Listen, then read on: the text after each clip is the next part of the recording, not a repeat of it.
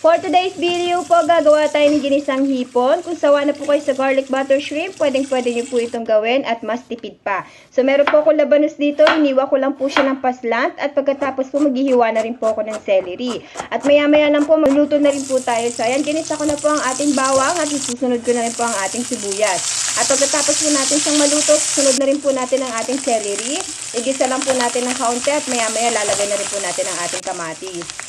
Matapos po natin igisa ang ating mga sangkap, susunod na rin po natin ang ating hipon. So, ayan, halu-haluin lang po natin at pagkatapos susunod na rin po natin ang ating labanos. Hahalu-haluin lang po natin ang ating labanos at pagkatapos po lalagyan na rin po natin ng isang basong tubig.